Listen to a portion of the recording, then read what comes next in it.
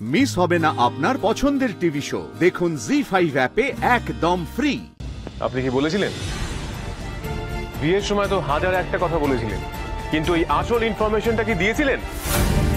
কি হলো, চুপ করে আছেন কেন? বলুন। কিন্তু বুম্বা, তুই এভাবে জেরা করছিস কেন? তুই কি মা, বৌদি, দিদি এদের দলে নাম লেখালি? হ্যাঁ, মেয়েটা তো ঘাবড়ে যাচ্ছে। আমি না বললেও আমার মা, আমার বাবা সবটা আপনারা জানিয়েছিলেন আদি। না, কেউ জানান না, আপনি না আপনার বাড়ির। আচ্ছা, আমি একটা কথা। বাবা প্লিজ কিছু বলুন। শালাবাবু, শোনো না, তুমি হঠাৎ এই বিষয়টা নিয়ে এত উত্তেজিত হয়ে পড়লে কেন? মানে যেটা হয়ে গেছে। আর না তুহিনদা, তুমি যাই বলো না কেন, ভায়োলেশন অফ ইনফরমেশন আমি কিছুতেই সহ্য করব না। ওনাকে বলতেই হবে উনি কেন এই গুরুত্বপূর্ণ কথাগুলো লুকিয়ে গিয়েছিলেন। না না না কাপো, তোমার কোথাও একটু ভুল হচ্ছে। আমরা কিচ্ছু লুকোইনি, আমরা সব কথা বলেছিলাম, সমস্ত বিয়ের আগেই জানিয়েছিলাম। জিজ্ঞেস করো তোমার বাবাকে। বাবা, দেখেছো কিভাবে তোমার ভালো মানুষই সুযোগ নিতে অলরেডি শুরু করে দিয়েছিলেন? আমার বাবাকে যদি আপনারা বলতেন, তাহলে আমার বাবা কি, আমার মাকে, ঠাম্মিকে কথাটা বলতেন না, চেপে যেতেন? না, আসলে কি হয়েছে, আমাকে ওনারা শাক দিয়ে মাছ ঢাকার চেষ্টা করো না তুমি।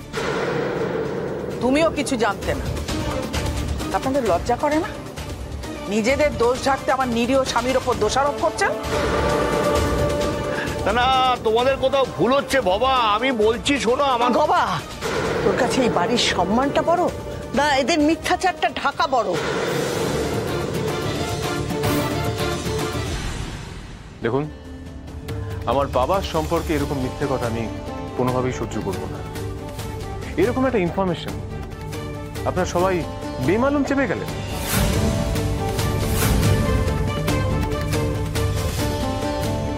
দেখো বাবা, দেখো, যাকে সারাদিন তুমি মেয়ে মেয়ে বলে মাথায় তুলে নাচছো, তাকে দেখো, তার পরিবারকে দেখো কিভাবে তোমার নামে মিথ্যে কথা বলছে।